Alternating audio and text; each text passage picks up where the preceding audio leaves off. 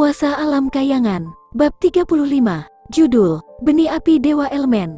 Formasi semacam ini akan cukup untuk menghasilkan kegemparan besar tidak peduli di mana mereka muncul di Pulau Jawa. Muncul di tempat kecil dan terpencil ini hanya bisa digambarkan sebagai tak terbayangkan. Gunawan mengangkat kepalanya dan melihat 5 titik hitam dari langit utara terbang ke arahnya dalam sekejap. Setelah mencapai ranah kekuatan langit, seseorang akan bisa menggunakan teknik terbang dan terbang melintasi langit. Tidak diragukan lagi, kelima orang ini sama seperti kata Rumini. Mereka benar-benar kuat, praktisi ranah kekuatan langit. Kecepatan terbang kelima orang ini tidak cepat, setelah lama berlalu mereka akhirnya melewati Gunawan. Ketika mereka melihat seseorang sedang melihat mereka, 2 orang di antara kelompok tersebut sedikit mengalihkan pandangan mereka ke bawah dan melirik Gunawan. Tapi mereka hanya meliriknya, lalu menarik tatapan mereka. 3 lainnya bahkan tidak repot-repot melihatnya. Seseorang yang hanya berada di ranah fondasi, sama sekali tidak memenuhi kualifikasi untuk mendapat perhatian langsung atau perhatian mereka. Setelah mereka terbang lebih jauh, Gunawan sedikit merenung dan kemudian segera membuat keputusan. Dia segera menyingkirkan semua bahan obat yang dia kumpulkan beberapa hari ini, ke mutiara racun surgawi. Dia kemudian mengganti pakaiannya dan mulai berlari ke arah terbang kelima praktisi kuat ranah kekuatan langit. "Apa yang kau lakukan?" tanya Rumini sambil merajut alisnya. "Tentu saja, mencoba menyusul kelima orang itu," kata Gunawan cepat tanpa menghentikan langkahnya. "Jangan katakan padaku bahwa kau ingin menyusul dan memohon agar mereka menerimamu sebagai murid mereka." Rumini berbicara dengan nada tidak berperasaan. "Bagaimana itu mungkin? Aku sudah memiliki Rumini sebagai guru kecilku, bagaimana aku bisa menyukai orang lain?" Gunawan segera membuang kata-kata yang menyanjung, lalu dia menyeringai dan berkata, "Alasan paling mungkin orang kuat di ranah kekuatan langit benar-benar muncul di sini pasti karena di sini ada semacam binatang roh. Kemungkinan juga akan menjadi binatang roh tingkat tinggi. Jika tidak, pasti tidak memerlukan 5 praktisi yang kuat di tingkat ranah kekuatan langit untuk menyerang bersama. Binatang roh tingkat tinggi memiliki harta di seluruh tubuhnya. Jika mereka mampu membunuhnya, mereka pasti akan memperoleh sejumlah besar harta yang luar biasa. Lalu, bagaimana kau tahu bahwa mereka tidak hanya lewat?" Rumini berbicara sambil menatapnya dengan kedua sisi matanya. "Ini sangat sederhana, karena kecepatan terbang mereka lambat, cukup lambat sehingga aku pun bisa mengejar ketinggalan. Tidak peduli itu bepergian atau berburu harta karun, suasana hati mereka pasti sangat penting dan kecepatan mereka seharusnya tidak sepelan ini. Oleh karena itu, penjelasan terbaiknya adalah bahwa mereka akan menghadapi binatang roh yang sangat kuat dan target mereka sudah sangat dekat. Dengan demikian mereka memperlambat kecepatan mereka dan mendekati dengan hati-hati, menggunakan waktu ini untuk berdiskusi dan menyusun strategi. Bahkan jika memang begitu, apa yang bisa kau lakukan setelah berhasil menyusul? Binatang roh yang membutuhkan kerjasama 5 praktisi ranah kekuatan langit pasti menjadi binatang roh tingkat langit. Tingkat pertempuran itu pada dasarnya adalah sesuatu yang tidak bisa kau jalani. Apa kau menuju ke sana untuk menjadi makanan mereka?" Rumini berkata dengan agak meremehkan. "Jika dugaanku tidak salah dan akhirnya juga berhasil, setidaknya aku bisa mengambil sesuatu, bukan? Sebagai contoh, mereka mungkin hanya mengambil inti, mata, cakar, dan giginya. Aku tidak akan percaya bahwa mereka akan membawa semuanya kembali tanpa meninggalkan jejak kulit dan daging," kata Gunawan sambil seringai. "Kau sangat bodoh." Rumini dengan dingin mendengus dan berkata, penuh penghinaan. Kecepatan terbang kelima orang di udara semakin lama semakin lambat. Itu karena Gunawan dengan jelas berhipotesis mereka semakin dekat dan mendekati tujuan sasaran. Gunawan mengikuti dari jauh, tapi sebenarnya dia tidak terlalu cemas akan ditemukan. Karena kalaupun dia ditemukan, karena dia hanya berada di tingkat keempat ranah fondasi, mereka sama sekali tidak akan repot-repot menatapnya sama sekali dan mungkin terlalu malas untuk mengurusnya. Binatang roh tingkat kelahiran cakra ada di depan, mereka yang di bawah tingkat 10 ranah fondasi tidak boleh masuk. Tanda peringatan muncul di depan Gunawan. Gunung naga api sangat besar dan saat seseorang masuk lebih dalam ke pegunungan, binatang roh menjadi semakin ganas. Tapi secara keseluruhan, binatang roh di gunung naga api tidak begitu kuat, tapi tetap saja mereka bukanlah yang bisa ditangani oleh Gunawan. Tidak setelah berjalan terlalu jauh, lebih banyak tanda peringatan muncul di depan satu persatu. Binatang roh tingkat tinggi ada di depan, mereka yang di bawah tingkat 5 ranah kelahiran cakra jangan masuk. Sepanjang jalan, Gunawan telah menemukan 5 tanda peringatan. Namun, tanda peringatan terakhir diberi label dengan kata-kata ukiran berwarna merah darah. "Wilayah terlarang naga merah." Ini hanya 4 kata, tapi ketegangannya cukup kuat untuk membuat hati seseorang berdebar. Semua orang yang mendiami alas pengging tahu bahwa daerah di depan adalah wilayah tabu yang tidak boleh dilewati. Karena dari semua orang yang masuk, tidak ada yang pernah kembali hidup-hidup. Kelima orang di udara juga telah berhenti saat ini. Dipisahkan dengan jarak jauh, Gunawan samar mendengar suara mereka yang bercakap-cakap. Ada di sekitar sini, benar, daerah berwarna merah di depan, seharusnya menjadi sarang naga api itu. Kau yakin telah menyelidiki kekuatan sejati naga api dengan jelas? Binatang roh tingkat langit ke-10. Seharusnya tidak ada kesalahan, dengan tetua senior di sini, tidak ada alasan bahwa kita tidak akan bisa menghabisinya. Jika kita bisa mendapatkan inti apinya, maka kita pasti bisa membiarkan teknik membakar langit Tuan Muda membuat terobosan lagi. Jika berhasil, dalam turnamen peringkat Blue Win berikutnya, kita akan memiliki kepercayaan diri untuk terus maju melewati Padepokan Sin dan bahkan Istana Awan Salju. Teknik membakar langit, keempat kata ini membuat Gunawan merasakan getaran di sekujur tubuhnya. Kelima orang ini sebenarnya berasal dari salah satu dari 4 padepokan utama Pulau Jawa, Istana Api Surgawi. Tidak heran, formasi semacam ini bisa keluar pada saat bersamaan. Mereka sebenarnya adalah orang dari salah satu dari 4 padepokan utama. Salah satu dari mereka bahkan adalah tetua senior, yang berarti bahwa formasi 5 orang ini dapat dianggap sebagai kekuatan inti dalam Istana Api Surgawi. Dan tujuan mereka untuk datang ke sini adalah untuk seekor binatang roh yang kuat. Binatang roh tingkat langit ke-10, apakah itu naga merah yang tercatat dalam legenda? Sepertinya seseorang selalu mengikuti kita. Itu hanya anak ranah fondasi. Mungkin karena ini pertama kalinya dia melihat tenaga dalam teknik terbang, jadi dia dengan ceroboh mengikuti kita. Jika dia benar-benar ingin mati seburuk itu, tidak perlu menunggu naga api menyerang. Aku bisa mengirimnya dalam perjalanan ke neraka sekarang juga. Cih, mengganggu orang di tingkat ranah fondasi, apa kau tidak peduli dengan integritasmu? Bagian dalam hati Gunawan tiba-tiba menjadi dingin. Meski sudah sangat berhati-hati mengikuti jalannya, namun ternyata ia masih ditemukan. Lagi pula, sisi lain ada di tingkat ranah kekuatan langit. Dengan terengah-engah, langkah kaki Gunawan mundur, di jantungnya berkembang keinginan untuk mundur. Bagaimanapun juga, saat ini kekuatannya terlalu lemah. Cukup lemah untuk tidak memiliki kualifikasi bahkan melakukan petualangan. Jika dia sedikit ceroboh, dia harus membayar dengan nyawanya. Sambil melangkah mundur beberapa langkah dan mulai pergi, jantungnya tiba-tiba melompat. Dia bahkan bisa sedikit pun mendengar suara badam yang keluar dari jantungnya. Ini, apa? Badam, badam. Jantung dengan ganas melonjak lagi.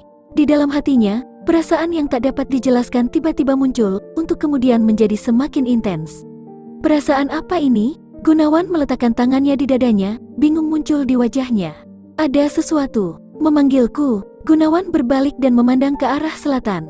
Perasaan yang tidak bisa dipahami ini jelas berasal dari arah itu. Perasaan ini benar-benar halus. Meskipun itu adalah semacam perasaan ilusi dan aneh yang tidak dapat dijelaskan dengan kata-kata, hatinya bahkan tidak bisa menghasilkan sedikit pun keraguan atau penolakan. Ada apa denganmu? Tanya Rumini saat dia mendeteksi kelainannya di mutiara racun surgawi. Di sana, ada sesuatu yang memanggilku? Tanya Gunawan dengan wajah tenang, sambil memandang ke arah selatan. Memanggil, suara Rumini dipenuhi kejutan. Tidak mungkin salah, itu benar di sana. Alis Gunawan sedikit merajut bersama. Pada akhirnya, apa itu? Apakah itu teknik penyamaran khusus? Itu tidak benar. Tidak hanya kesadaran yang bereaksi, pusat cakra juga begitu. Tidak, aku harus pergi ke sana dan melihat-lihat. 5 orang di udara telah melangkah maju. Jika dia terus maju, binatang roh yang melompat keluar bisa mengakhiri hidupnya. Jika orang-orang Istana Api Surgawi menemukan bahwa dia masih mengikuti, mereka mungkin bahkan menganggapnya sebagai penghalang dan membunuhnya. Setelah ragu, Gunawan mengepalkan giginya dan mengeluarkan rumput penyembunyian bintang yang terakhir dan mencengkeramnya di tangan kirinya. Setelah melepaskan cengkeramannya, sudah berubah menjadi pil penyembunyian bintang yang murni. Menelan pil penyembunyian bintang, tubuh Gunawan langsung menghilang, seolah-olah berubah menjadi kabut. Tanpa bayangan atau bentuk, Gunawan dengan cepat bergegas maju. Begitu ia melangkah ke wilayah terlarang naga merah, gelombang panas yang datang tiba-tiba muncul di wajahnya, membuat Gunawan kehabisan napas dalam sekejap. Di depan, ada sebuah gunung kecil yang tidak terlihat sangat tinggi. Dia buru-buru bergegas mendekat dan berhenti di puncak gunung, dan memandang ke depan dengan merajut alisnya. Dalam pandangannya, tampak ada sebagian besar daerah berwarna merah. Di tengah kawasan itu, Ada gua raksasa setinggi 100 meter, lingkungan tandus tanpa satupun rumput yang tumbuh. Gelombang gas putih datang dari celah-celah di tanah dan gua dari waktu ke waktu, seolah-olah baru saja hangus oleh api surgawi. Kelima orang dari Istana Api Surgawi juga tiba di atas puncak gua sekarang. Posisi Gunawan sekarang akhirnya membiarkannya melihat dengan jelas wajah kelima orang itu. 4 dari 5 orang itu tampak berusia sekitar 50 tahun, dengan api merah yang disulam pada jubah kain mereka. Sedangkan untuk orang di tengah, jenggotnya sudah benar-benar putih, dan wajahnya sudah kusut, namun setiap bagian tubuhnya memancarkan aura mengerikan yang membuat Gunawan kehabisan napas. 5 orang di ranah kekuatan langit. Yang di tengah adalah praktisi yang sangat kuat yang sudah setengah langkah ke ranah alam raja. Bagi Istana Api Surgawi sampai mengirimkan formasi yang mengejutkan ini, sepertinya inti naga api memang sangat penting bagi mereka. Sepertinya informasinya memang benar. Di sana ada binatang roh dari atribut api. Pria setengah baya di sebelah kanan paling berbicara dengan tatapan buram. Jangan bertindak sembarangan. Gua ini mungkin memiliki beberapa misteri dan jebakan yang tak terduga. Sebaiknya pancing naga api itu keluar dari gua. Kalau begitu biarkan aku melakukannya. Pria parubaya paling kiri melangkah maju dan mengayunkan tangan kanannya. Kemudian, sebuah pisau emas gelap yang panjangnya lebih dari 3 kaki muncul di tangannya yang mengepal. Senjata utama Istana Api Surgawi adalah pedang tunggal. Oleh karena itu, salah satu teknik utama mereka disebut pisau membakar langit. Saat teknik membakar langit disalurkan, pedang itu terbakar dengan api. Saat nyala api mengikuti pedang, kekuatannya sangat mengejutkan. Ketika pria parubaya mengangkat pedang panjang itu, pedang itu langsung menyala dengan nyala api yang membara saat ia menebaskannya dengan perlahan saat berteriak. Bas, api berbentuk naga yang tebal terbang keluar dari mata pedang. Diiringi gelombang panas dan desisan angin, ia menabrak bagian depan gua raksasa itu. Saat jatuh ke tanah, naga yang berbentuk api tiba-tiba meledak keluar. Sebuah kawah yang tingginya lebih dari 10 meter langsung ditiupkan ke tanah yang sebelumnya dan aura yang terbakar tersebar di keempat penjurunya. Bahkan keseluruhan gua raksasa itu sedikit gemetar.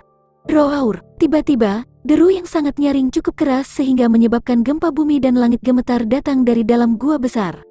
Meski Gunawan cukup jauh, kedua telinganya langsung tuli setelah mendengar suara seperti guntur ini. Seiring dengan raungan, tiba-tiba cahaya terik dari dalam gua.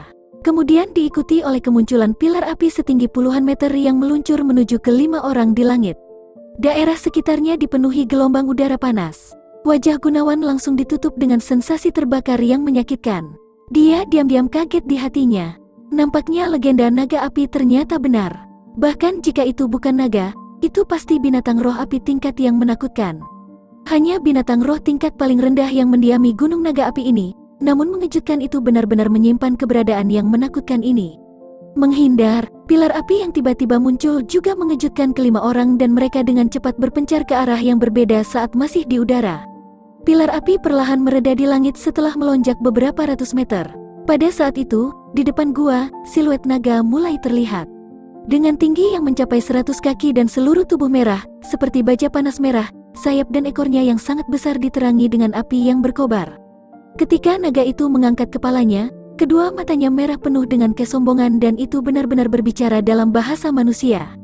Manusia berani untuk menyinggung dan melanggar ke wilayah raja ini. Suaranya berat dan kasar, tapi malah lebih memancarkan martabat yang membuat hati seseorang berdebar. Tetua senior Istana Api Surgawi melangkah maju dan berkata dengan, "Aku tidak menyangka bahwa di tempat terpencil dan tanpa nama ini, sebenarnya ada seekor naga. Terlebih lagi, naga api. Namun dengan tubuh mulia dan daya tarik itu, berada di tempat seperti ini terlalu rendah. Setelah kita mengambil inti, kita pasti akan menampilkan kekuatanmu di puncak Pulau Jawa, bagaimana dengan itu?" Tetua senior Istana Api Surgawi, Geni Mungkur memiliki sikap sombong. Dia tidak melakukan basa-basi bahkan setengah kalimat dan menyatakan tujuannya. Sikapnya lebih menunjukkan bahwa dia bertekad untuk menang, seolah inti naga api sudah ada di sakunya. Dari kekuatan energi yang naga api pancarkan, itu seharusnya merupakan tingkat ke-9 binatang roh tingkat langit, tidak berbeda dengan kecerdasan yang terkumpul. Namun dia, Geni Mungkur, sudah berada di tingkat ke-10 ranah kekuatan langit selama 7 tahun. Sebagai orang yang setengah langkah ke ranah alam raja, mungkin dia bisa menjatuhkan naga api ini sendirian. Dan lebih jauh lagi, ada 4 praktisi ranah kekuatan langit yang kuat dari keluarga yang sama tepat di sampingnya. Pada saat yang sama, Teknik tenaga dalam keluarga mereka, teknik membakar langit, memungkinkan mereka untuk mampu menekan binatang roh dari atribut api. Kata-kata Geni Mungkur benar-benar memicu temperamen naga api sekaligus. Nyala api dari sayap dan ekornya dibakar seketika dengan semangat yang lebih kuat, dan suhu di daerah sekitarnya meningkat tajam seiring dengan kemarahannya. Manusia yang tak terpuaskan, kalian akan membayar harga tertinggi untuk kesombongan dan keserakahan kalian. Raja ini akan membakar kalian semua menjadi debu. Saat sayap naga api yang marah mengepak, tubuhnya yang menyeramkan terbang ke udara dan langsung menerjang 5 orang di udara. Serang, dengan raungan rendah dari tetua senior, kelima orang itu segera bubar, masing-masing di 5 posisi di sekitar naga api. Ketika naga api dengan keras menderu, 5 nyala api berwarna merah jambu tiba-tiba terlepas dari tubuhnya seperti sebuah ledakan, berubah menjadi 5 api berbentuk naga dan menyerang kelima orang itu. Panas yang terik membuat Gunawan berkeringat dalam keadaan mati lemas bahkan pada jarak lebih dari 1000 meter. Dengan pengecualian Geni Mungkur, 4 lainnya terpental oleh 5 api berbentuk naga saat mereka menggunakan pertahanan kekuatan energi mereka. Geni Mungkur secara paksa menebarkan api berbentuk naga dengan kekuatan energi dan dengan raungan, tubuhnya menjadi bayangan saat langsung mendekati naga api dalam sekejap. Pedang panjang di tangannya membuat banyak tebasan yang menutupi langit sejauh ini, seperti yang bisa dilihat mata, kemudian membuat suara gemuruh telinga seperti menabrak logam saat tebasan itu menghujani tubuh naga api seperti badai. Naga api yang marah dengan cepat mengayunkan tubuhnya dan ekor naga besar itu menabrak Geni Mungkur dengan kekuatan destruktif. Geni Mungkur bersandar ke belakang dan dalam seketika memasang kekuatan energi ke bagian depannya. Dengan pukulan berat, ekor naga raksasa itu dengan hebat menabrak pelindung kekuatan energi Geni Mungkur dan mematahkan kekuatan energi menjadi potongan seolah terbuat dari kaca. Geni Mungkur cepat mundur dengan wajah mengerikan dan tergesa-gesa berteriak. Tubuhnya terlalu kuat, jangan terlalu dekat. Saat 4 ranah kekuatan langit mendengar suara itu, mereka segera berhenti dan sebuah pedang panjang muncul di tangan semua orang. Api menyala di pedang panjang mereka. Pisau membakar langit, Shivering Flame Dragon. Pisau membakar langit, Toussaint Scorching Suns. Pisau membakar langit, Field Burning Slash. Pisau membakar langit, Blazing Sunburn Cloud. Keempatnya dari keluarga yang sama dan selanjutnya adalah saudara yang berhubungan dengan darah. Mereka tumbuh bersama dan berlatih bersama dan karena itu mereka sangat mengenal satu sama lain dan pikiran mereka disinkronkan. Mereka mengangkat pedang panjang mereka pada waktu yang hampir bersamaan dan meluncur ke arah naga api dari jarak puluhan meter. Aura pedang yang mengerikan itu dengan jelas menarik riak-riak di ruang angkasa dan langsung menekan naga api. Tebasan dari kanan, tebasan dari kiri, tebasan dari atas. Tebasan dari bawah. Tebasan itu menutup semua jalan maju dan mundur naga api. Bang, bang, bang, bang. Tubuh naga api sangat besar, membuat gerakannya tidak terlalu gesit. Keempat aura pedang itu semuanya menusuk ke tubuhnya dan meninggalkan 4 tanda yang sangat terang di permukaan tubuhnya, sehingga agak kehilangan keseimbangannya. Serangan balik Geni Mungkur juga tiba-tiba menyerang. Tidak ada yang tahu kapan dia muncul di atas naga api, tapi sebuah tebasan yang sangat berat bertabrakan dengan kepala naga api. Roar, naga api yang merasakan rasa sakit itu mengeluarkan raungan yang marah dan permukaan tubuhnya tiba-tiba meledak dengan bola api yang membakar. Gelombang panas yang mengembang sesaat menekan 5 orang kembali. Meskipun teknik membakar langit mereka memungkinkan mereka memiliki sejumlah perlawanan terhadap api, mereka tidak dapat menahan semua api. Tidak memberi ruang untuk naga api, mereka dengan cepat menekannya kembali setelah terdorong menjauh. Aura pedang yang seperti dapat menebas ruang terbuka, dengan kejam jatuh ke bawah ke tubuh naga api berulang kali. Celang, boom, bang, suara aura pedang yang menembus udara, suara nyala api meledak, suara tabrakan yang memekakkan telinga. Hampir bergema di seluruh gunung naga api karena binatang roh tingkat rendah di daerah sekitarnya mengamuk karena takut. Bukit-bukit kecil terbelah dan bahkan tanah pun dipenuhi dengan celah yang tak terhitung jumlahnya. Gunawan bersembunyi di sebuah bukit yang jauh dan menyaksikan pertempuran ranah kekuatan langit sambil menahan napas. Formasi dan pertarungan semacam ini jarang terjadi bahkan dalam sejarah Pulau Jawa dan saat ini benar-benar diawasi olehnya, seorang tingkat keempat ranah fondasi. Dia tidak berani mendekat, karena entah menyentuh api naga atau aura pedang istana api surgawi atau bahkan gelombang sisa pasti bisa mengambil nyawanya. Pertarungan menjadi semakin sengit karena suhu udara sekitarnya terus meningkat. Kekuatan naga api tidak diragukan lagi, tapi menghadapi 5 lawan dengan tingkat kekuatan yang sama, ia jatuh ke posisi yang kurang menguntungkan sejak awal.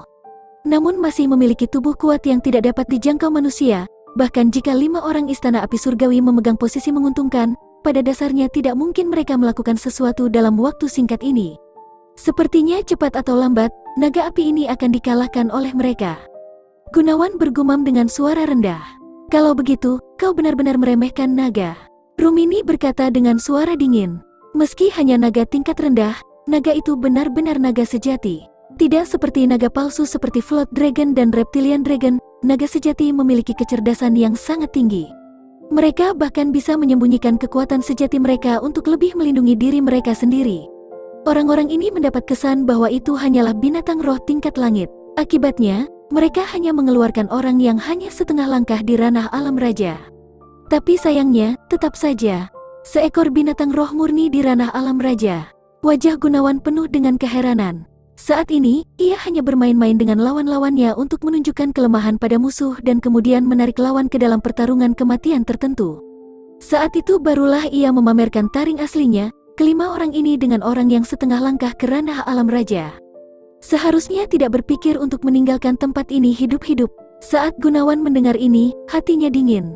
Naga ini sangat licik. Saat pertarungan menjadi semakin ketat, pertempuran bergeser ke arah selatan, menarik mereka lebih jauh dan jauh dari gua. Sudah jelas bahwa naga api sengaja melakukan ini untuk mencegah dampak pertarungan yang merusak gua yang ditempatinya. Gua, tatapan Gunawan yang tak tergoyahkan segera melihat di gua. Itu memang naga sejati. Atau bahkan lebih baik lagi, itu adalah gua yang benar-benar ditinggali naga ranah alam raja. Tidak diketahui berapa lama nama Gunung Naga Api muncul, tapi tidak mungkin sesingkat 100 tahun yang lalu. Ini menyiratkan bahwa naga api telah tinggal di dalam gua ini dalam waktu kurang dari 1 abad. Namun rentang hidup naga jauh lebih lama, sehingga bisa hidup 1000 tahun. Bukanlah mustahil mereka bisa hidup beberapa ribu tahun lagi. Seekor naga adalah jenis binatang roh yang sangat mulia, jadi seharusnya tidak mungkin orang rela tinggal di area yang sama. Mungkin ada harta langka yang tersembunyi di dalam gua ini yang membuatnya tidak mau pergi. Bahkan jika tidak ada, karena telah lama tinggal di sini untuk waktu yang lama, mungkin harus meninggalkan cukup banyak kulit naga dan sisik. Untuk sesuatu yang keluar dari tubuh naga semuanya masih berharga. Saat ini dia berada di tingkat keempat ranah fondasi, pencapaian yang dihasilkannya didapatnya setelah jangka waktu 4 bulan. Meski kecepatan itu cukup mencengangkan, tapi tetap saja kekuatannya masih hanya berada di ujung bawah Pulau Jawa. Jika bagian dalam gua ini benar-benar berisi semacam harta langka, maka tak dapat dielakkan lagi bahwa hal itu akan membawa manfaat besar bagi kultivasinya. Setelah melihat sekilas keadaannya yang sekarang tak terlihat, tiba-tiba dia menggertakkan giginya. Jumlah keuntungan besar seringkali disertai dengan jumlah risiko yang besar juga. Jika seseorang takut akan hal sekecil apapun, mereka akan terus membiarkan kesempatan ini dan menyelinap pergi. Tidak mungkin bagi pengecut untuk mencapai puncak. Selain itu, ia merasakan perasaan samar-samar yang tak terlukiskan. Bahwa hal yang memanggilnya beberapa waktu yang lalu, sepertinya berada di dalam gua ini. Apa yang coba kau lakukan? Rumini bertanya saat melihat Gunawan dengan tatapan bercahaya di matanya dan dia menatap gua. Aku akan menyusup ke gua itu untuk melihat-lihat. Karena itu sarang naga, mungkin ada beberapa barang bagus. Gunawan perlahan beralasan. Seperti yang diharapkan, manusia tak pernah puas. Sisa-sisa pertempuran mereka ada di mana-mana, jadi jika kau bahkan tersentuh oleh sedikit hal itu, kau akan mati dalam sekejap. Apa kau benar-benar tidak peduli dengan kehidupanmu sendiri? Yakinlah, dengan kemampuan bersembunyi dari rumput penyembunyian bintang, bahkan ranah alam raja tidak akan menyadariku. Lokasi mereka bertarung sekarang jauh dari gua. Selama aku mengambil jalan memutar yang panjang di sekitar mereka, aku yakin tidak mungkin terpengaruh. Beberapa saat yang lalu, putri ini telah memberitahumu bahwa naga sejati memiliki intelektualitas yang ekstrim. Bahkan jika di tengah gua memang memiliki semacam harta karun, pastinya bukan barang yang bisa kau dapatkan dengan mudah. Tapi Gunawan sudah mengabaikan Rumini. Saat dia menyembunyikan sosok dan bau dengan hati-hati, dia melewati sisi kiri gunung dengan cara memutar dan menuju ke arah pintu masuk gua. Meski bersembunyi, Gunawan tetap tidak berani sembrono dan dengan hati-hati bergerak mendekat ke arah gua. Setelah berjalan-jalan di sudut kanan yang sangat besar, kaki Gunawan melangkah ke tanah berwarna merah tua. Gelombang yang panas segera menjalar dari bawah kakinya, kemudian dengan cepat meresap ke seluruh tubuhnya dan dengan segera memberinya perasaan berdiri di atas api yang terbuka. Naga api ini ada di sini setidaknya selama 1 abad dan kekuatan apinya telah lama mengubah tempat ini menjadi dunia elemen api. Posisinya saat ini hanya sekitar 1 kilometer dari pertarungan sengit antara naga api dan istana api surgawi. Namun, ini sudah sangat berbahaya, karena gelombang pertempuran mereka dapat dengan mudah menyebar ke sini. Langkah kaki Gunawan hati-hati tapi kecepatannya tidak berkurang sama sekali. Rumini mengatakan bahwa naga api ini jelas menyembunyikan kekuatan sebenarnya. Jika tiba-tiba melepaskan kekuatan yang sesungguhnya dan menyerang kelima orang dari istana api surgawi, tidak mungkin mendapat keuntungan saat memanfaatkan kekacauan, dia mungkin akan kehilangan nyawa ini saat itu juga. Yang menguntungkannya adalah fakta bahwa naga api ternyata tidak menginginkan tempat tinggalnya rusak. Tidak hanya sengaja menarik mereka, ia juga berusaha untuk tidak membiarkan serangannya bertiup ke arah itu sebanyak mungkin. Setelah Gunawan mendekat ke sisi utara gua, dia menguatkan pikirannya dan berlari menuju pintu masuk gua dengan kecepatan maksimalnya. Saat gua semakin dekat dan setelah beberapa kali menghirup nafas, dia maju ke titik di mana jaraknya hanya 33 meter di antara mereka. Sepanjang jalan, hanya ada perasaan yang mengintimidasi tapi tidak ada bahaya nyata. Ketika tujuannya sudah dekat, gelombang bara api yang besar tiba-tiba jatuh dari langit dan menutupi beberapa kilometer tanah. Bahaya ini tidak terlalu besar, juga tidak memiliki banyak kekuatan serangan. Namun mereka sangat terkonsentrasi dan salah satu potongan langsung jatuh ke tubuh Gunawan. Segera, baju Gunawan cepat menyala. Saat dia menyerang, efek pil penyembunyian bintang menghilang sekaligus. Namun, Gunawan bereaksi cepat dan menghindar di balik batu besar di sebelah kirinya dalam sekejap. Setelah dia menginjak api di pakaiannya, alisnya benar-benar tenggelam. Efek penyembunyian pil penyembunyian bintang akan segera hilang jika dia diserang atau disentuh oleh orang lain. Tidak masalah jika dia bergegas menuju pintu masuk gua atau mundur kembali ke awal. Jika dia keluar dari balik batu itu, dia akan mudah ditemukan. Tapi jika dia terus bersembunyi di sini, dia akan segera ditemukan seketika saat orang-orang istana api surgawi kembali. Kali ini, dia hampir saja memasuki dunia maut. Boom! Sebuah bola api naga yang berasal dari naga api tiba-tiba turun dari langit, mendarat di area yang tidak genap 100 meter di depan Gunawan. Dengan benturan keras, nyala api berbentuk naga meledak, membawa suar yang mencapai langit dan suhu tinggi yang mengerikan yang bahkan bisa melelehkan batu. Begitu suar meledak, Gunawan di balik batu besar itu tiba-tiba melebarkan matanya yang terbuka. Kesempatan. Pada saat berikutnya, Gunawan melesat keluar dari balik batu seperti panah yang baru saja meninggalkan busur. Dengan menggunakan semua kekuatan energinya, dia bergegas menuju pintu masuk gua dengan kecepatan maksimalnya. Pilar suar yang melayang sampai ke langit menghalangi pandangan naga api dan orang-orang dari istana api surgawi. Beberapa meter saat ini tidak diragukan lagi merupakan situasi kehidupan dan kematian bagi Gunawan. Dia melirik suar yang mereda dengan sudut matanya dan menggertakkan giginya, berharap bisa menyalurkan semua kekuatan ke kakinya. Saat dalam bahaya, waktu sepertinya tiba-tiba melambat dan pintu masuk gua juga mendekat dengan sangat lambat. Pada rentang jarak terakhir, dia tiba-tiba menarik napas, menendang tanah dengan kedua kakinya, dan menerkam ke pintu masuk gua. Begitu memasuki gua, suar itu benar-benar lenyap. Pertarungan sengit antara naga api dan 5 orang rana kekuatan langit juga terlihat dengan jelas dalam penglihatannya lagi. Sambil berdiri di balik bebatuan panas yang mendesis di tepi pintu masuk gua, Gunawan menarik napas berat.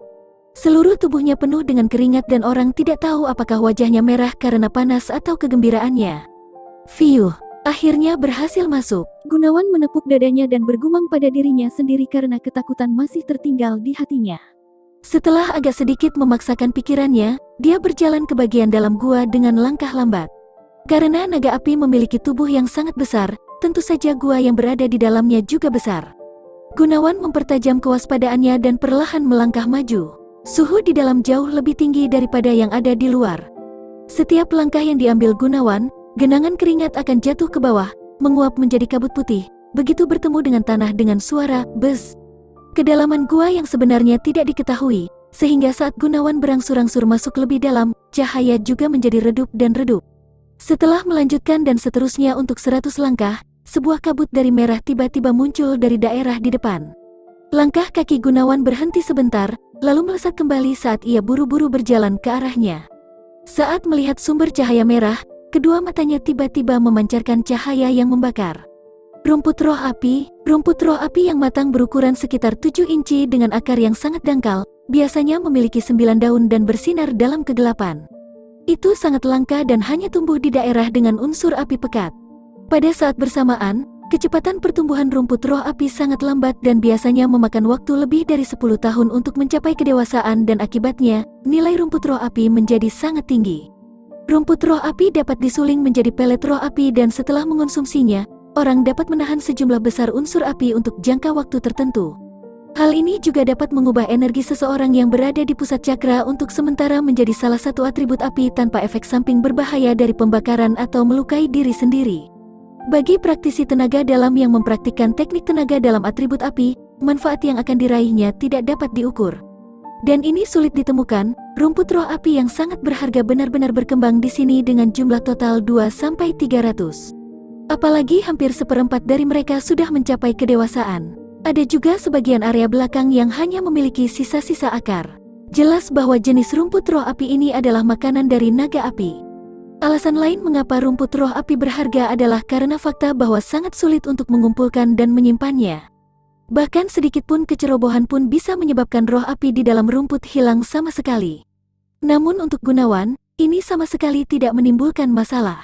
Dia mengulurkan tangan kirinya dan meraih rumput roh api yang sudah dewasa dan dengan mudah mengumpulkannya ke mutiara racun surgawi.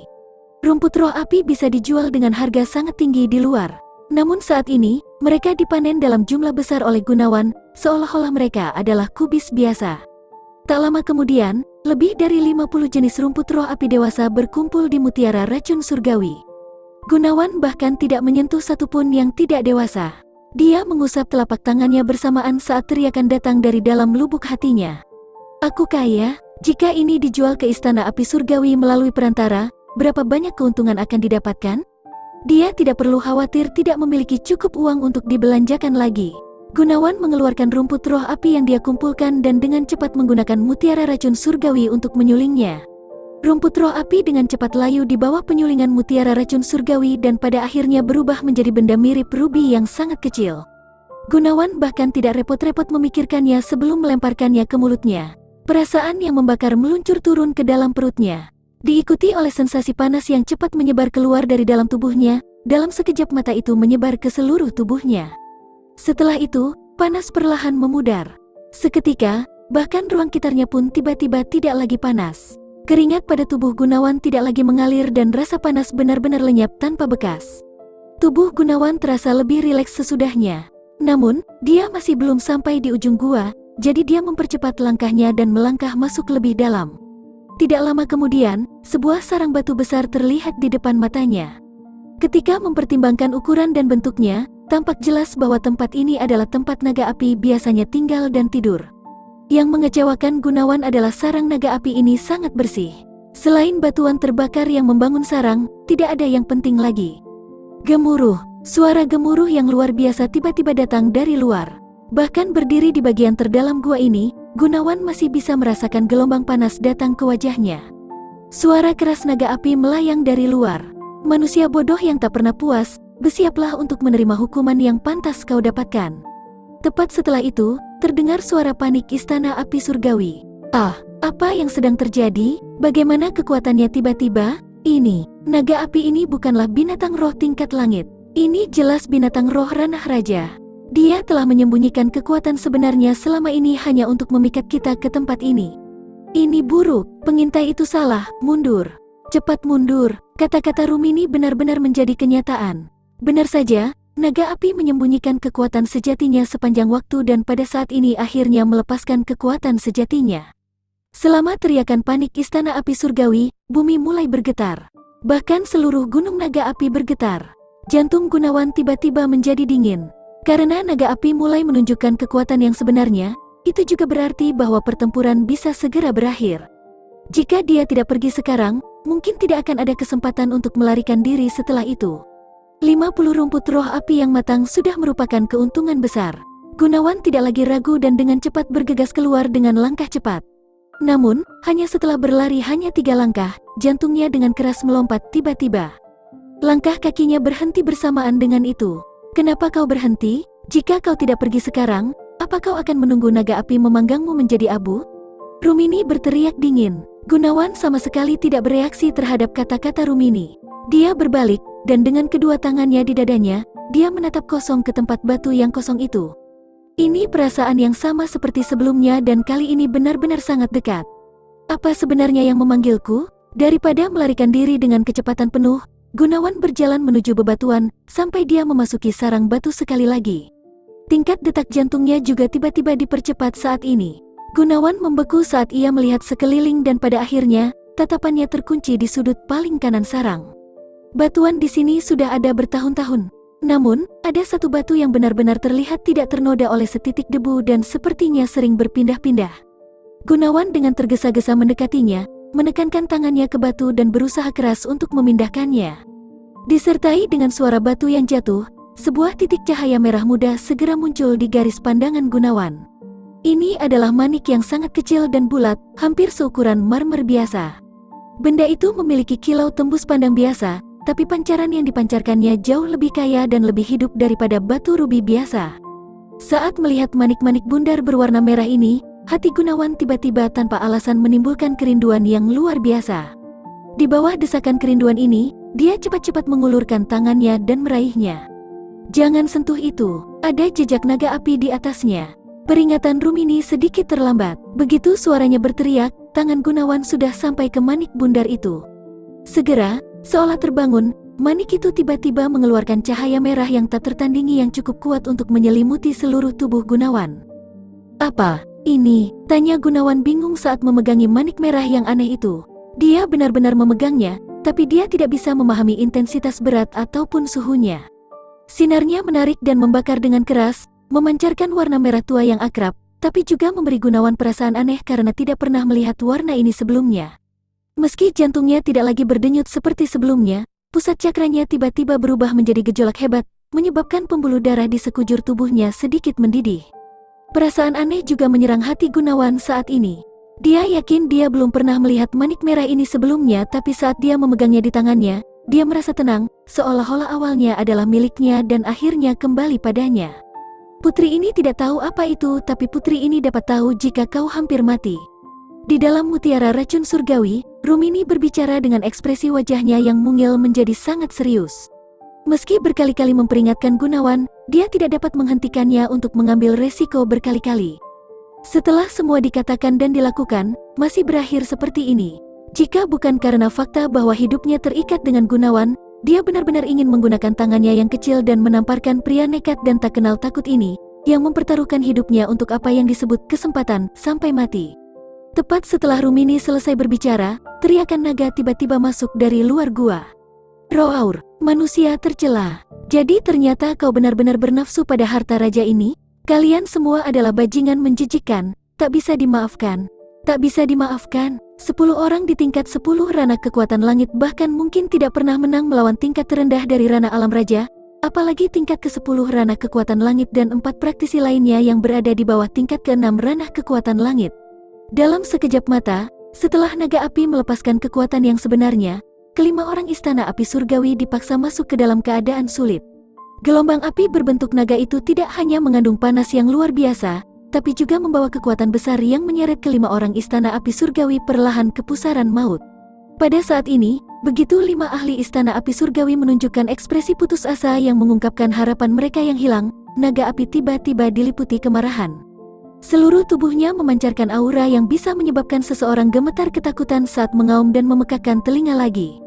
Dalam raungan itu, sebuah bola api beberapa meter menabrak 5 orang, menyebabkan kelima orang itu berteriak kesakitan. Namun, naga api tidak terus menyerang tapi malah beralih ke arah yang berbeda dan dengan marah bergegas menuju guanya.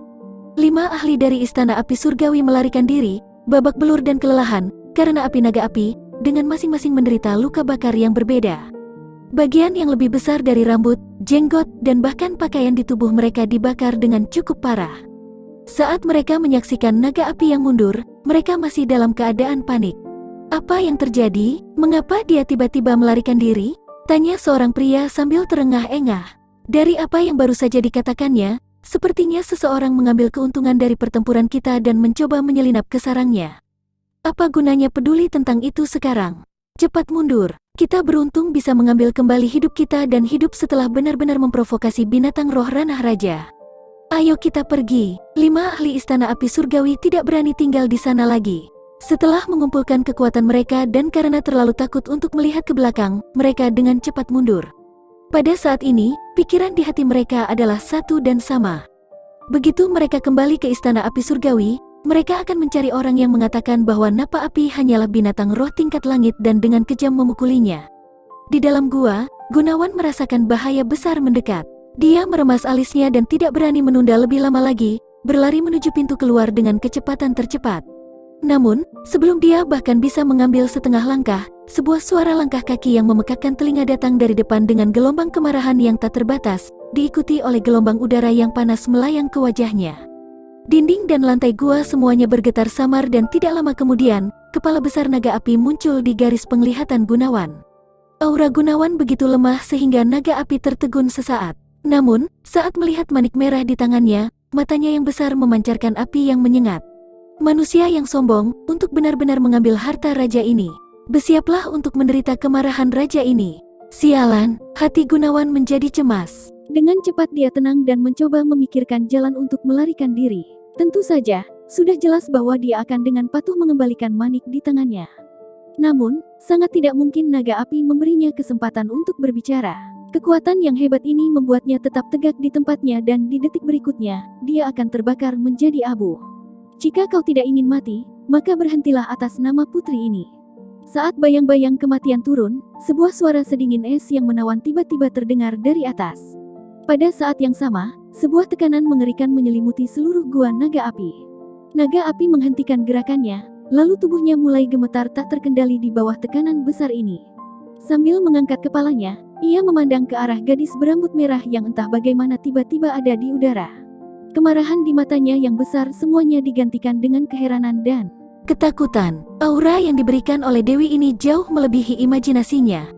Dengan adanya kekuatan penekan ini, ia merasa seperti semut kecil yang bisa dilenyapkan menjadi abu setiap saat.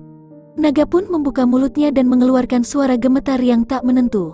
Siapa? Siapa kau? Kau tidak punya hak untuk mengetahui nama putri ini. Rumini membalas dengan wajah dingin es. Mata indahnya melontarkan tatapan tajam. Gua milikmu ini, aku menginginkannya. Jika kau tidak ingin mati, maka pergilah dari hadapan putri ini sekarang juga. Gunawan mengangkat kepalanya dan menatap Rumini. Hatinya terguncang juga. Tekanan gadis kecil ini tiba-tiba menghentikan binatang roh ranah raja.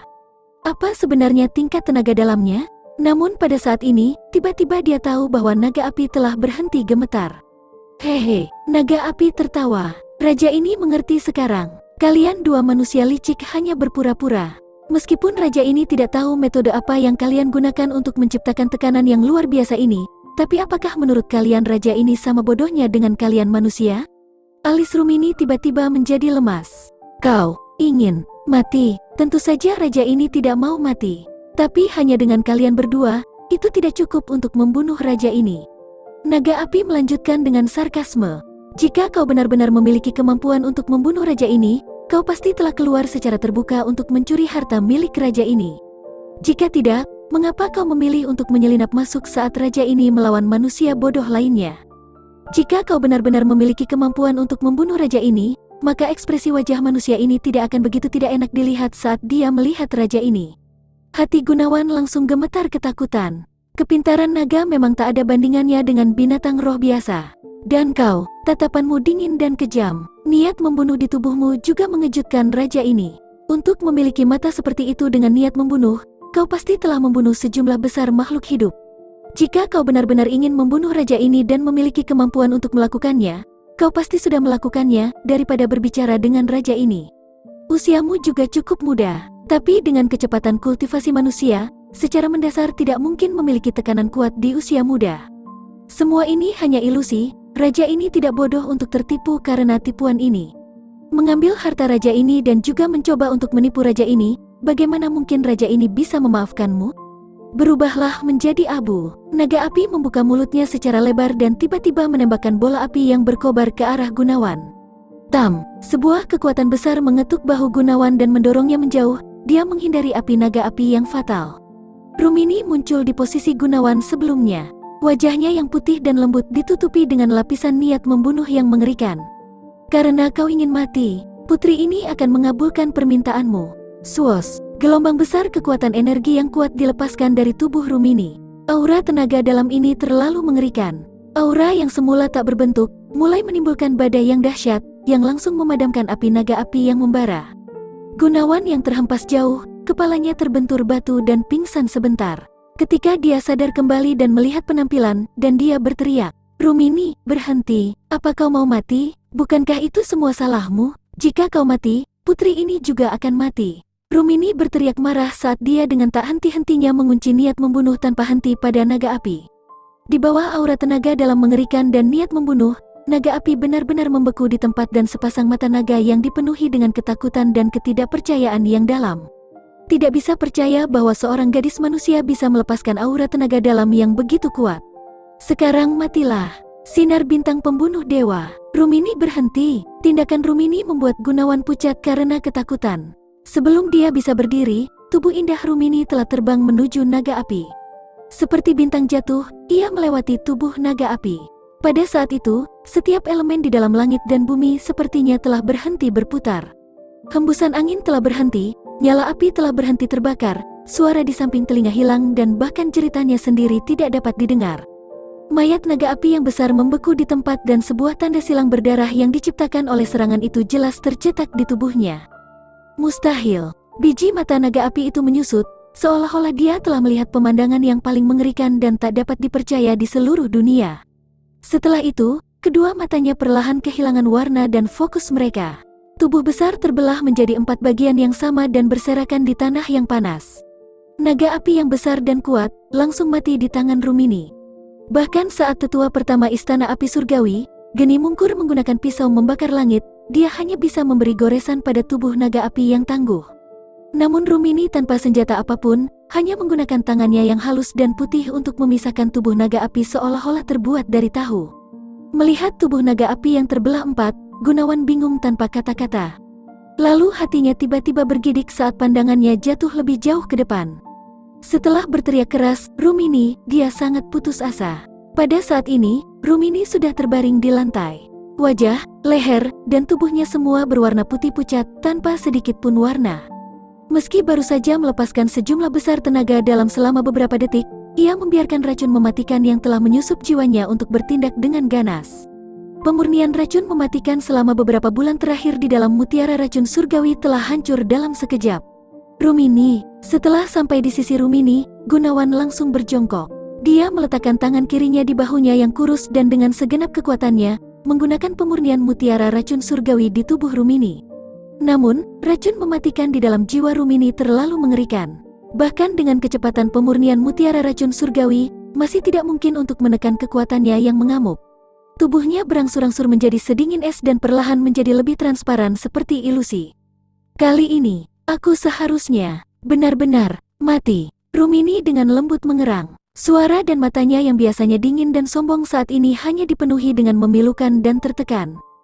"Rumini, Rumini." Sambil memanggil nama Rumini, hati Gunawan terasa sesak. Tingkat kekerasan dari racun mematikan kali ini lebih dari 10 kali lebih kuat daripada 4 bulan lalu. Bagaimanapun juga, terakhir kali dia hanya tinggal mengurus 2 ranah spiritual dan itu sudah membuatnya dalam penderitaan. Namun kali ini, dia telah membunuh naga dari ranah alam raja dalam sekejap. Intensitas tenaga dalam yang harus dia gunakan sama berbeda seperti langit dan bumi. Rumini tahu akibat membunuh naga api ini. Tapi dia harus menyerang, karena jika tidak, Gunawan pasti sudah mati. Dan jika Gunawan mati, dia juga pasti akan mati juga. Penyesalan yang luar biasa membuat bagian dalam hati Gunawan mengalami gelombang rasa sakit yang menusuk. Selama proses menyelinap masuk ke gua naga api, Rumini terus-menerus membujuknya 3 kali dan juga telah memperingatkannya bahwa harta naga sebenarnya tidak diragukan lagi memiliki tanda kekuatan tanpa kecuali. Artinya mereka tidak semudah itu untuk mendapatkannya. Namun dia tetap melanjutkan tanpa ragu-ragu. Dia memang memiliki keberanian tapi mungkin dia tidak melupakan satu hal. Dia bukan lagi si Gunawan yang namanya terkenal di seluruh benua sebelumnya, tapi malah hanya makhluk biasa yang baru mencapai tingkat keempat ranah fondasi. Apa yang dia hadapi adalah binatang roh ranah raja yang mengerikan. Dengan sedikit kecerobohan, dia akan kehilangan nyawanya dan menyeret Rumini untuk kehilangan nyawa bersamanya. Namun hasil seperti ini masih terjadi pada akhirnya. "Maafkan aku Rumini, maafkan aku, maafkan aku. Seharusnya aku mendengarkanmu, seharusnya aku tidak ceroboh." Saat tangannya merasakan perubahan dalam tubuh Rumini, jantung Gunawan semakin menyempit. Dia berkata maaf pada Rumini lagi dan lagi. Tapi tidak peduli berapa banyak dia meminta maaf dan menyesal pada saat ini, hal itu tidak bisa memulihkan situasi sekarang. Bibir Rumini sedikit tergerak, tapi suara yang dia berikan terlalu kecil untuk didengar. Tubuhnya menjadi lebih dingin dan tanpa disadari, sudah berubah menjadi keadaan semi-transparan. Meski tubuh Rumini hanya setengah bentuk halus yang bergantung pada kekuatan hidup Gunawan, pada akhirnya tubuh itu masih merupakan tempat jiwanya Rumini. Jika tubuh ini hilang, maka jiwa Rumini yang telah kehilangan tubuhnya akan menyebar dan benar-benar hilang di bawah racun mematikan tersebut. Rumini, Rumini. Gunawan menggertakkan giginya erat-erat saat tangan kirinya mati-matian memancarkan kekuatan pemurnian mutiara racun surgawi. Tangan kanannya dengan kuat mengayunkan tubuhnya dengan berharap bisa membangkitkan sedikit kesadarannya. Akhirnya, dia melihat bibirnya yang hitam pucat samar membuka dan menutup lagi. Gunawan membeku sejenak, lalu dengan cepat menempelkan telinganya di dekat bibirnya. Aku tidak mau mati, masih belum membalas dendam, ibu dan kakak, belum membunuh mereka semua. Aku tidak mau mati. Suara Rumini sangat lemah dan hampir tidak mungkin terdengar dengan jelas bahkan dari saat ini. Suara lemah ini membuat hati Gunawan menjadi sangat melonjak. Saat Rumini pertama kali secara resmi muncul di depan matanya 4 bulan yang lalu, dia sudah merasakan semacam keakraban yang tak dapat dijelaskan darinya. Semacam perasaan yang sangat mirip dengan dirinya sendiri pada masa itu. Dia tidak diragukan lagi muda dan sangat cantik dan bahkan menyebut dirinya seorang putri. Seharusnya dia sudah dewasa dengan cinta dari puluhan ribu orang. Namun matanya yang indah selalu dipenuhi rasa dingin dan apatis. Saat membunuh orang, wajahnya yang lembut tidak membawa sedikit pun rasa takut dan simpati tapi malah melakukan kekejaman dan ketidakpedulian yang tidak berubah. Kali ini, dia akhirnya mengerti apa yang begitu akrab dengannya yang mirip dengannya selama hari-hari sebelumnya. Itu adalah kebencian. Di benua Azure Cloud, saat berusia 17 tahun, dia hidup di bawah bayang-bayang gurunya yang diburu sampai mati. Waktu itu hanya kebencian tanpa dasar meluap dari dalam hatinya. Pada masa itu, ekspresi di matanya, sikap apatisnya, kekejamannya mungkin sangat mirip dengan Rumini yang dia lihat sekarang. Namun saat itu, ia sudah berusia 17 tahun dan setidaknya bisa dianggap dewasa. Tapi Rumini, baru 13 tahun ini, dia tidak bisa membayangkan kebencian macam apa yang mendorong seorang gadis yang semula seharusnya menjadi malaikat, menjadi setan yang apatis dan kejam. Dalam gumamannya sekarang, cara dia menyebut dirinya telah berubah menjadi aku, bukan putri ini. Penemuan ini juga membuat bagian dalam hati Gunawan menjadi rumit. Itu karena Rumini sekarang hampir kehilangan kesadarannya, jadi kata-kata yang dia katakan di keadaan ini adalah kata-kata yang berasal dari jiwa. Ini berarti bahwa kedua kata putri ini sebenarnya bukan yang biasa dia maksudkan tapi adalah sesuatu yang dia sengaja membicarakan dirinya sendiri. Seolah menggunakan kata-kata ini, dia terus mengingatkan dirinya sendiri tentang sesuatu. Perasaan yang akrab, seolah-olah mereka telah mengalami nasib yang sama, terlahir dari kedalaman hati Gunawan, berlapis-lapis dengan rasa bersalah dan penyesalannya yang luar biasa. Dia mulai menggoyangkan tubuh Rumini dengan kekuatan lebih dan dengan keras berteriak. Rumini, bangunlah, kau tidak boleh kehilangan kesadaran. Bukankah kita telah membuat kesepakatan? Kau memberiku pusat cakra baru tapi aku belum menyelesaikan apa yang harus aku lakukan untukmu. Apa kau rela untuk pergi begitu saja? Juga, kau adalah guruku, tapi kau masih belum mengajariku apapun. Sebagai guruku, kau tidak bisa bertindak tidak kompeten seperti ini. Bangun, tolong bangun. Tapi tak peduli betapa putus asa Gunawan mendesak mutiara racun surgawi dan mengguncangnya, Rumini tidak lagi menanggapi. Wajah mungilnya kehilangan tanda warna terakhirnya, dan tubuhnya menjadi lebih transparan. Meski masih memungkinkan untuk menyentuh entitas tubuhnya, Gunawan hampir bisa melihat dengan jelas pasir yang ada di bawahnya melalui dadanya. Gelombang keteguhan berasal dari dalam hati Gunawan dan bahkan giginya hampir hancur karena menggertakkan terlalu keras. Dengan keras dia memukul tinjunya di keningnya, tapi rasa sakit tidak mereda dalam hatinya bahkan sedikit pun. Itu salahmu, kenapa kau tidak mendengarkan Rumini? Hidupmu bukan milikmu saja, tapi juga kehidupan Rumini. Pada akhirnya, kau bahkan membutuhkan Rumini untuk menyelamatkanmu dengan kehidupannya. Kaulah yang membunuhnya. Gunawan menggertakkan giginya dan dengan sengit mengutuk dirinya sendiri. Dari dahi mentah dan berdarah yang dilanda tinjunya, setetes darah perlahan-lahan menetes ke bawah dan jatuh ke tanah yang mendesis. Saat dia melihat setetes darah cepat mengering, Gunawan tiba-tiba terbelalak. Darah, benar, Darahku, Rumini mengisap darahnya untuk menghubungkan hidupnya dengan tubuhnya. Tubuh setengah halus juga lahir dari darah dan kekuatan hidupnya. Pada saat bersamaan, tubuhnya menyatu dengan mutiara racun surgawi. Karena ini, darahnya mungkin telah memiliki sifat racun yang sangat tinggi. Dengan secercah harapan itu, Gunawan tidak berani ragu untuk sesaat pun. Dia mengulurkan lengan kirinya dan dengan ganas mengirisnya dengan ujung jari tangan kanannya yang menyebabkan darah menyembul keluar. Dengan segera, dia menggunakan jari-jarinya untuk membuka bibir Rumini dengan hati-hati dan membiarkan darahnya mengalir ke bibirnya, setetes demi setetes. Pada saat yang sama, dia menggunakan tangannya dan dengan paksa meremas bahunya agar darahnya mengalir lebih cepat. Rumini, aku tidak akan membiarkanmu mati. Tidak akan, sekalipun hanya untuk janji yang aku buat di masa lalu, tahun itu. Darah segar cepat mengalir turun dan jatuh ke bibir terbuka Rumini. Namun tetesan darah perlahan meluap dari sudut mulutnya. Rumini benar-benar pingsan dan pada dasarnya tidak mampu menelan dirinya sendiri. Gunawan merajut keningnya dengan erat. Setelah beberapa saat ragu, dia mengangkat lengan kirinya sendiri, menggigit luka, dan dengan keras mengisapnya. Setelah dia menyedot sedikit kurang dari setengah teguk, dia menurunkan tubuhnya dan sekali lagi dengan lembut membuka bibir Rumini dengan tangannya. Jika kau bisa bangun, maka tidak peduli bagaimana kau menghukumku setelah itu, aku akan menerimanya.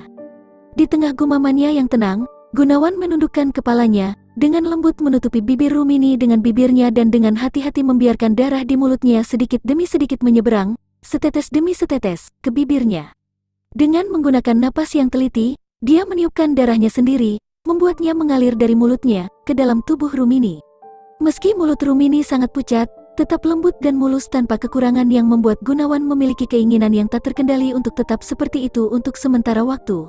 Setelah seteguk darah dipindahkan, bibir Gunawan kembali ke luka lagi dan dengan paksa mengisap lagi.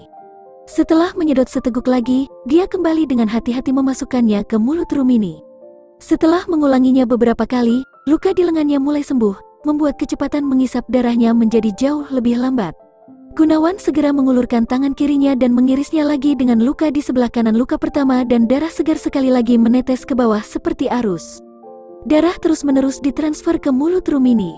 Ketika garis kelima bekas luka muncul di lengan Gunawan, kira-kira 1/5 darah di tubuhnya telah mengalir ke tubuh Rumini. Rasa pusing yang substansial muncul dari otak Gunawan.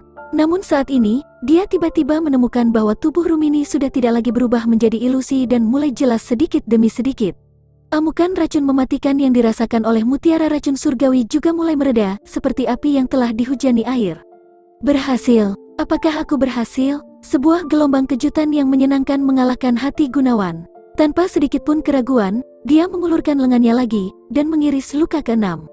Seluruh lengannya sudah mati rasa, namun bagian dalam hatinya tetap penuh dengan kegembiraan. Jika darahnya benar-benar mampu menyelamatkannya, lalu kenapa harus menjadi pelit? Jika tubuh manusia kehilangan lebih dari 1/5 volume darahnya dalam waktu singkat, itu akan menyebabkan kegagalan fungsi tubuh, lebih dari 1/3 itu akan menyebabkan kejang-kejang, lebih dari 1/2 akan menyebabkan kematian. Gunawan yang memiliki keahlian medis yang sangat tinggi jelas menyadari hal ini. Tapi gerakannya dari awal sampai akhir sama sekali tidak memiliki sedikit kelesuan atau keraguan saat ia terus menambahkan lebih banyak luka ke lengannya. Ketika dia akhirnya tidak mampu menahan pusing yang sangat berat di otaknya, penglihatannya menjadi putih saat dia pingsan saat berbaring di dinding batu di belakangnya. Di tengah kesadaran kaburnya, siluet seorang gadis yang selalu dia coba lupakan, perlahan muncul. Selama 7 tahun dia hidup dalam kebencian, untuk mendapatkan lebih banyak kekuatan, dia telah sangat terlatih setiap hari sampai seluruh tubuhnya menjadi compang camping dan selalu hampir mati beberapa kali. Setiap kali, dia akan selalu merawat luka-lukanya dengan lembut, membawa makanan lezat kepadanya, memperbaiki pakaiannya yang memburuk, dan membuat tempat tidur untuknya. Dan keesokan harinya, dia diam-diam akan mengawasinya pergi. Selama periode waktu itu, dia adalah satu-satunya kehangatan, dan satu-satunya tempat untuk dia tidur nyenyak. Namun selama waktu itu, hanya ada kebencian di hatinya. Selain berjuang mundur saat ditutupi dengan luka dan memar, dia tidak pernah memberinya pertemanan apapun, tidak pernah membelikannya sepotong hiasan rambut, dan tidak pernah berjanji padanya. Dia bahkan tidak pernah menunjukkan satu senyum padanya. Sampai hari itu dia meninggalkannya selamanya, sambil berbaring di pelukannya. Pada saat itu, ekspresi di mata dan suaranya menjadi rasa sakit tak terlupakan seumur hidup yang dibesarkan di hatinya. Di hatiku, ada banyak luka. Seperti yang ada di tubuhmu. Tapi, aku tidak menyesal menjadi gadis yang menemanimu saat kau sendiri. Meski itu menyakitkan, itu juga sangat membahagiakan. Kakak Gunawan, jika nanti, saat kamu kesepian dan ada seorang gadis yang rela tinggal di sisimu, maka dia pasti seorang malaikat yang diutus kepadamu oleh langit. Jangan biarkan dia terluka lagi. Ya. Setelah Gunawan kehilangan kesadaran, tubuh Rumini tidak lagi tampak transparan. Dia perlahan membuka matanya dan melihat jejak darah di sudut mulut Gunawan, juga garis-garis luka mengerikan di lengan kirinya. Semua kedinginan dan ketidakpedulian di matanya terbelah seperti es yang mencair dan digantikan oleh kompleksitas dan kekaburan yang dalam. Gunawan tidak tahu sudah berapa lama dia pingsan. Setelah akhirnya sadar dan membuka matanya, hal pertama yang dilihatnya adalah mata Rumini yang terbuka. "Rumini, kau sadar kembali?" Gunawan langsung berteriak kaget dan gembira. Namun suaranya sedikit kasar dan ketika dia mencoba bangkit, dia merasa tubuhnya berat seperti jutaan kilogram. Setelah menjadi sangat lemah akibat kehilangan darah yang berlebihan, ia berjuang berkali-kali namun tetap tidak bisa berdiri tegak. "Kenapa kau menyelamatkanku?" Suara Rumini masih mengungkapkan kesehatannya yang lemah. Dia saling melirik bekas luka di lengan Gunawan dan segera mengalihkan pandangannya. "Jika aku mati, bukankah itu lebih baik untukmu? Paling tidak, kau tidak perlu memikirkan tuntutan yang aku minta padamu, dan juga kau tidak perlu khawatir aku membunuhmu setelah merekonstruksi tubuhku. Karena Rumini menggunakan nyawanya untuk menyelamatkanku. Aku menyelamatkan diriku sendiri." Rumini berkata dengan suara agak terangkat. Gunawan sedikit bingung. Dia bingung mengapa kalimat ini menghasut reaksi yang begitu besar darinya. Sambil merasa sedikit tidak berdaya, dia berkata, "Kalau begitu, itu karena kau adalah guruku. Sebagai murid, bagaimana aku bisa melihat guruku mati di depan mataku sendiri?" "Guru," Rumini tersenyum dengan sedikit kesedihan. "Jika aku ingin terlahir kembali, maka aku harus membantumu mendapatkan tenaga dalam waktu sesingkat mungkin. Menjadi gurumu itu hanya karena aku tidak mau menolongmu secara gratis. Pada akhirnya, itu semua untuk diriku sendiri. Apa kau benar-benar percaya bahwa aku melakukannya untuk kebaikanmu?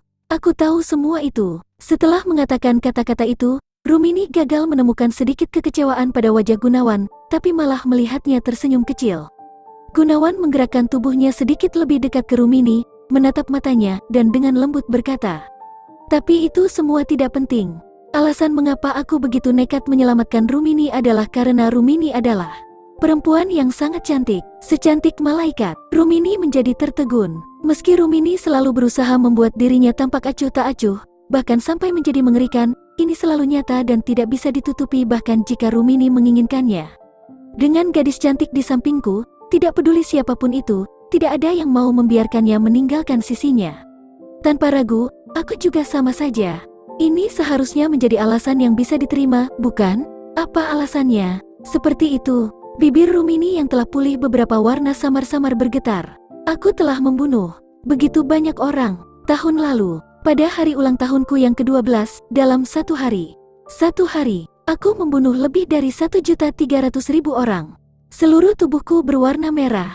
Bahkan namaku, Rumini yang berlumuran darah, diberikan kepadaku oleh mereka." Hati Gunawan seketika melonjak. Dalam satu hari, membunuh lebih dari 1.300.000 orang? Menangkap guncangan mendalam yang melintas di wajah Gunawan, Rumini memejamkan mata dan berkata dengan sedih, "Seseorang sepertiku, bagaimana mungkin aku bisa disebut seorang gadis cantik? Aku Rumini yang berlumuran darah. Aku adalah setan yang mengerikan, yang telah membunuh banyak orang." Gunawan menatap wajahnya pada Rumini untuk waktu yang lama. Namun, ekspresi di matanya bukanlah salah satu kejutan atau ketakutan. Ini membawa perasaan yang sangat kompleks, perasaan begitu rumit sehingga tidak ada orang lain yang bisa mengerti. Untuk waktu yang lama, dia menatap Rumini dan perlahan menggelengkan kepalanya. "Rumini, meski tidak mungkin aku mengalami perasaan membunuh banyak orang pada usia belasan tahun, tapi aku yakin itu pasti sangat menyakitkan. Semacam rasa sakit yang tak terlukiskan sehingga tak seorang pun ingin mengingatnya. Setelah itu, mungkin juga disertai mimpi-mimpi buruk tanpa henti dan perasaan bersalah yang bahkan akan memaksamu untuk membenci diri sendiri. Dan selanjutnya perasaan dari jiwamu sendiri membuatmu menempelkan label iblis, tak berperasaan, dan tanpa ampun pada dirimu sendiri." Mata Rumini tiba-tiba melebar dan menatapnya dengan linglung. "Tapi aku percaya bahwa Rumini selalu menjadi gadis yang baik hati. Alasan kau mengubah dirimu menjadi setan yang paling kau benci itu sepenuhnya untuk orang-orang penting di hatimu. Mungkin mereka adalah teman terdekatmu atau bahkan anggota keluarga terdekat. Bagi orang seperti ini, tidak peduli apakah dia membunuh lebih banyak orang lagi dan membasahi lebih banyak darah. Tidak mungkin dia menjadi iblis. Selain itu, bagi gadis cantik dan imut, tak peduli seberapa besar kesalahan dibuat, mereka masih bisa dimaafkan. Jika kau percaya bahwa ada banyak sekali dosa tercela pada tubuhmu, maka biarlah aku menanggung dosa-dosa ini bersama dengan Rumini. Lagi pula, kau adalah guruku. Dan sebagai muridmu, tanggung jawab semacam ini tentu saja harus dilakukan bersama. Rumini benar-benar tertegun dan menatap Gunawan dengan linglung, seolah-olah dia telah kehilangan jiwanya. Visinya menjadi semakin kabur. Dia tidak mengerti mengapa, setelah pernyataan jelas tentang dosa kejamnya sendiri, dia tidak hanya tidak menunjukkan rasa takut dan penolakan. Tapi sebaliknya, dia memiliki tatapan lembut seperti itu dan mengucapkan kata-kata lembut seperti itu. Seharusnya tidak seperti ini. Aku membunuh begitu banyak orang. Aku adalah setan yang menakutkan. Sudah jelas semua orang takut padaku. Sudah jelas bahwa seharusnya tidak ada orang yang menginginkan diriku. Mengapa dia menyelamatkanku? Mengapa dia mengungkapkan pandangan lembut seperti itu? Setelah ibu dan kakak meninggal, sangat tidak mungkin seseorang memperlakukanku seperti ini. Mata Rumini menjadi semakin kabur dan melalui penglihatan kabur, wajah Gunawan perlahan berubah menjadi wajah kakaknya yang tersenyum lembut. Dalam sekejap, air mata mengalir keluar dari sudut matanya. Pada saat ini, dia yang telah bersumpah untuk tidak pernah meneteskan air mata lagi benar-benar mengalirkan air mata yang tak terkendali. Jurang kecil diam-diam terbuka dari hatinya yang telah disegel dengan kebencian dan dosa. Rumini, jadi kau juga bisa menangis? Itu lebih seperti wanita kan? Gunawan di sisi lain tersenyum. Dia menjulurkan jarinya untuk membelai wajahnya dan dengan lembut menyeka noda air matanya. Namun Rumini tidak menolaknya, tapi malah menangis lebih keras lagi. Sementara air mata mengalir dan terisak-isak, dia berkata, Aku gurumu. Ketika kau mencoba menyelamatkanku, kau dengan sembunyi-sembunyi menciumku berkali-kali dan sekarang kau bahkan membuatku menangis di depanmu. Kau tidak bisa mengganggu guru seperti itu. Omelan guru benar, kata Gunawan sambil tersenyum. Kemudian setelah guru kecil Rumini memulihkan kesehatannya, hukumlah sesuka hatimu.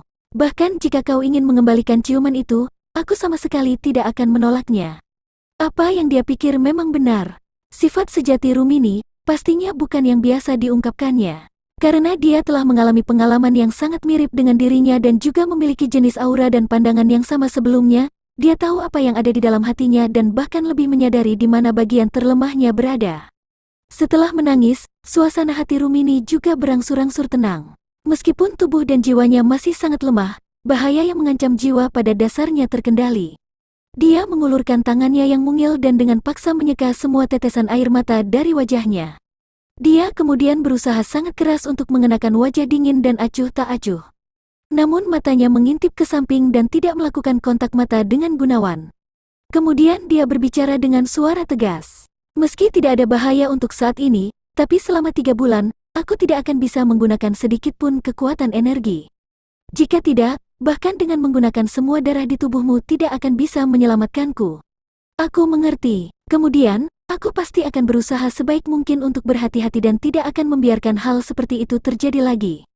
Kata Gunawan dengan hati nurani yang sangat bersalah. Manik berwarna merah yang kau dapatkan, telanlah itu. Hal itu, mungkin bisa jadi apa yang telah aku ceritakan sebelumnya. Sebuah benih dari Dewa Elemen. Dengan takjub, Gunawan mengambil manik yang aneh yang hampir dia tukar dengan nyawa Rumini. Kau mengatakan, ini adalah... Aku hanya berspekulasi. Mungkin inilah alasan mengapa naga api selalu tinggal di sini. Ketika kau mengambilnya, aku merasakan elemen api yang sangat aneh tersembunyi di dalamnya, dan bahkan aku belum pernah melihat unsur api semacam ini. Kau juga mengatakan sebelumnya bahwa kau merasakan sesuatu memanggilmu dan kau benar-benar tidak terbakar saat memegangnya di tanganmu. Oleh karena itu, mungkin itu memang salah satu dari 5 benih Dewa Elemen yang disebutkan dalam jejak ingatanku. Kata Rumini dengan nada agak tidak yakin. Juga, Rumini sedikit menggigit bibirnya dengan sudut yang tidak bisa dilihat Gunawan. Nanti, kau tidak boleh menyentuh wajahku tanpa seizinku. Setelah dia mengatakan itu, Rumini berubah menjadi seberkas cahaya merah dan kembali ke mutiara racun surgawi. Gunawan terdiam beberapa saat. Sebelumnya adalah wajah dingin sedingin es. Lalu tangis seperti suara badai gemeresik dan sekarang wajah kecil buram yang datang bersamaan dengan kata-kata yang dicampur dengan niat membunuh. Kecepatan di mana seorang gadis tiba-tiba berubah menjadi bermusuhan, memang cepat. Tubuh Gunawan saat ini juga sangat lemah. Kehilangan sejumlah besar darah telah membuat vitalitasnya menurun drastis dan bahkan berjalan juga menjadi tantangan yang agak sulit. Bahkan tidak menyebutkan naga api, jika seekor binatang roh biasa datang, dia dan Rumini akan berakhir. Jika kau membunuh 1.300.000 orang dalam satu hari sudah merupakan dosa yang tak termaafkan, dan sudah menjadi setan sampai dipanggil Rumini yang berlumuran darah. Lalu bagaimana denganku yang dalam satu hari telah membunuh 7.700.000 orang dengan racun? Siapa yang juga mengubah seluruh kota menjadi racun mematikan? Gunawan diam-diam bergumam dalam hatinya. Mengatakan setan, akulah setan yang sebenarnya. Karena itulah aku tidak pernah berani menodai malaikat di sampingku. Sepanjang jalan sampai hari aku kehilangan dia selamanya. Gunawan memejamkan mata dan diam untuk waktu yang lama. Lalu, dia membuka matanya dan membuka telapak tangannya. Saat melihat manik-manik bundar itu bersinar dengan cahaya merah aneh di tangannya, dia memikirkan apa yang Rumini katakan. Setelah ragu sejenak, Gunawan menguatkan hatinya dan memasukkannya langsung ke mulutnya.